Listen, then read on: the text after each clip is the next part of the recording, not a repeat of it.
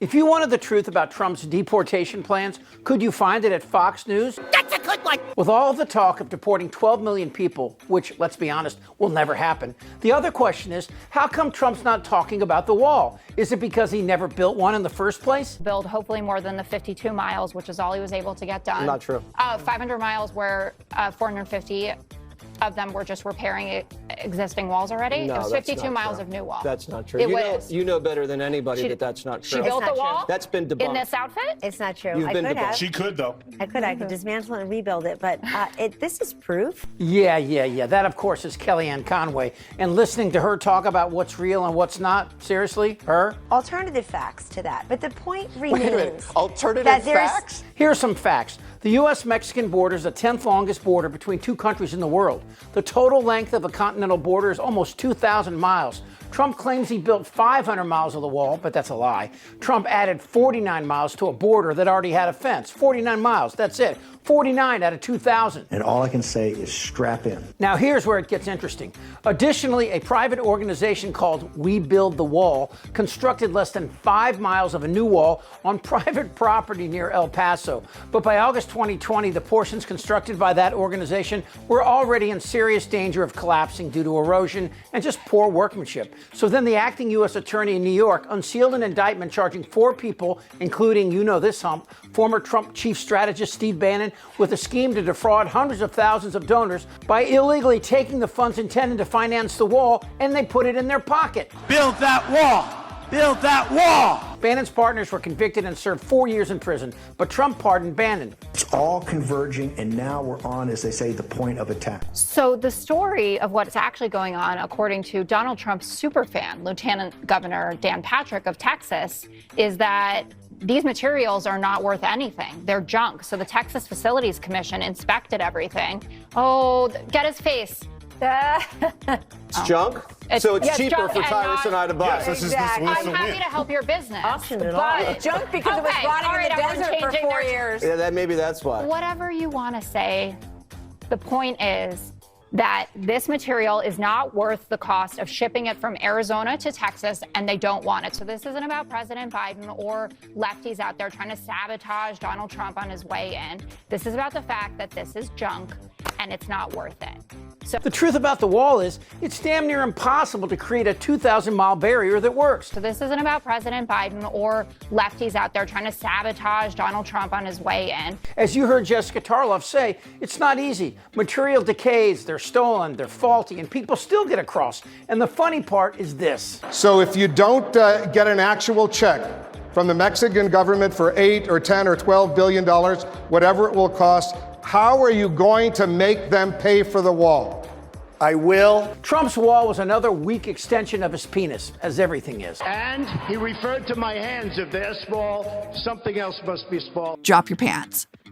Prove that I'm lying. Prove I didn't see your dick. But now that Trump has promised to both build the wall, deport millions, enact tariffs to force Mexico to patrol the border, and also not fuck up Biden's strong economy, well, you see the problem.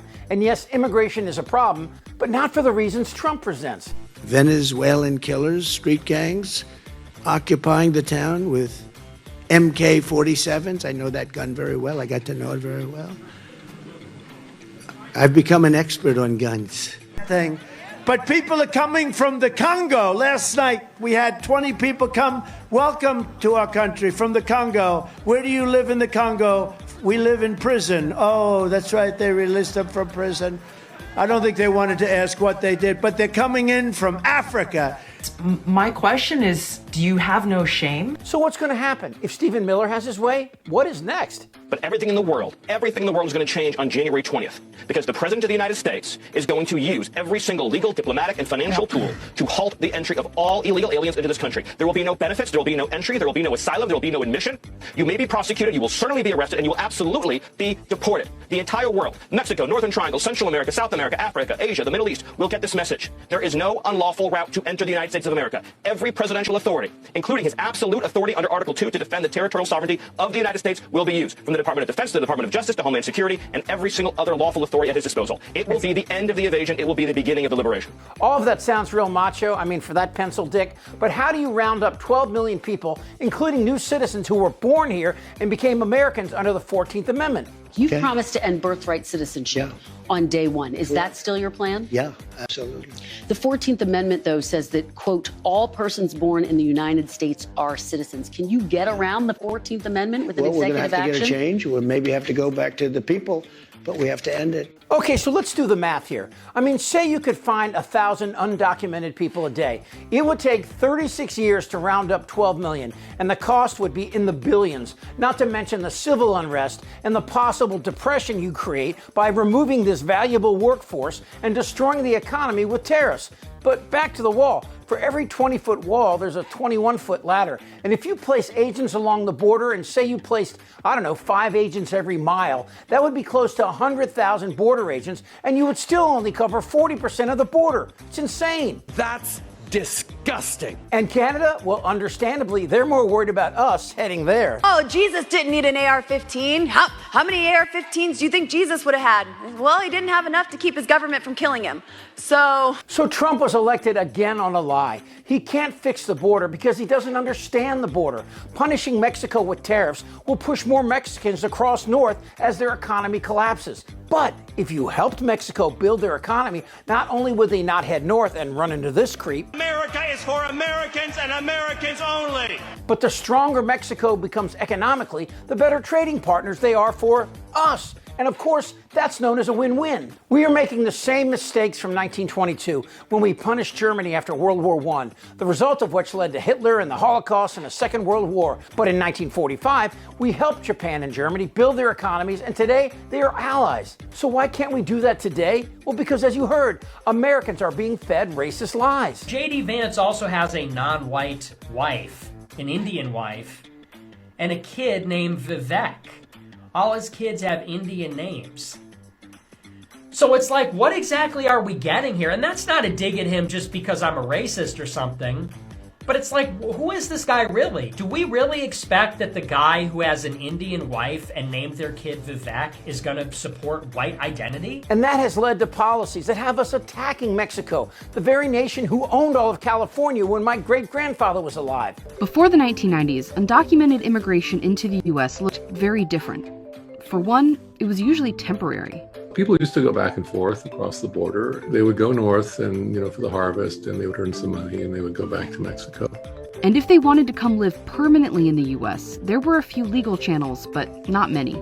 If they married an American citizen, they could get lawful status. Or if maybe their brother was a citizen already, he could sponsor them. Or an employer could. And these could be done after they were already living in the U.S. undocumented. Immigration isn't the wall or deportations or internment camps. It's who we are. Everyone opposed to immigration today, they all came from somewhere else.